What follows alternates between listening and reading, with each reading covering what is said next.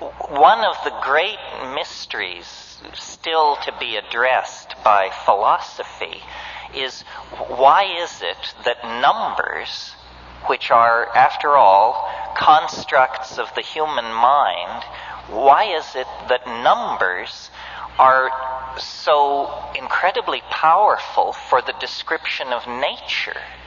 Nature, after all, is somehow given. We find it all around us. And numbers arise in the depths of human ratiocination.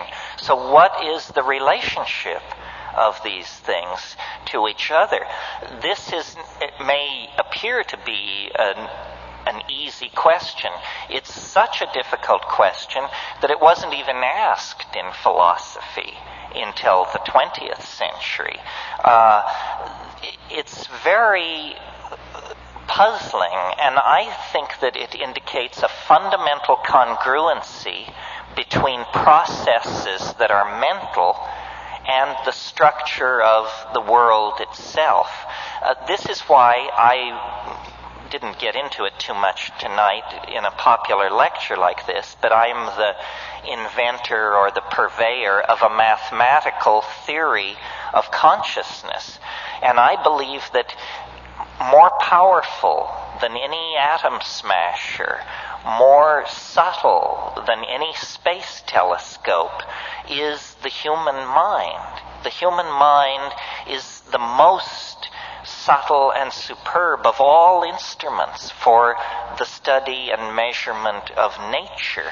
When we look into ourselves, we discover the same patterns that we discover in the birth and death of a species, the flow of a river, the collapse of a corporation, or the flowering of a love affair.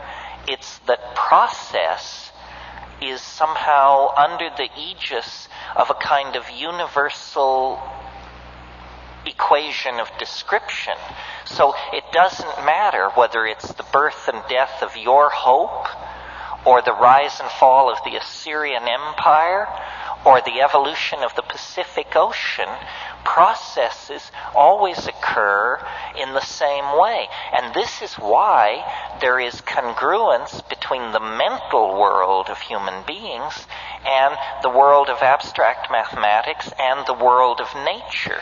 These things are, as it were, simply different levels of condensation of the same universal stuff. This is why the concept of truth can have some meaning. I mean, when you think about it, truth, why should it even be possible for us as monkeys to entertain that notion? Where is it writ large that mammals traveling in packs should have any relationship to truth whatsoever?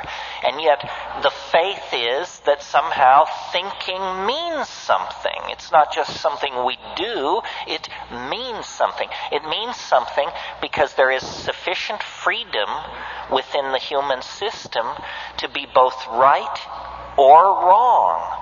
And this right or wrong lays upon us the obligation of mirroring nature in models which we build in our own minds. Now, the old idea in science was that these mathematical models of nature were in fact laws, truths, eternal Platonic truths that were being teased out. In the 20th century, a slight epistemological sophistication leads to this word models, where we say we're modeling reality. And our model is only as good as we need it to be. If we're trying to model the flight of an artillery shell, the model needs to be only good enough to get the artillery shell to its target. We don't need to understand the essence of lead or the nature of motion there. We simply need the model to kick out the data that interests us. And in the 20th century, it's been understood that all knowledge is dependent upon the question asked. And the relationship of mathematics to nature is one of the profound profound indicators, I think, that truth can be known. Maybe not the truth, but I always think of the positivist philosopher Wittgenstein, who was once asked in a classroom situation about a certain proposition, is it the truth? And he said, well, it's certainly true enough. And, that's where we are with our modeling of the world and with our mathematics. It is the truest truth we know. It is true enough. Somebody else here. Yeah, in front.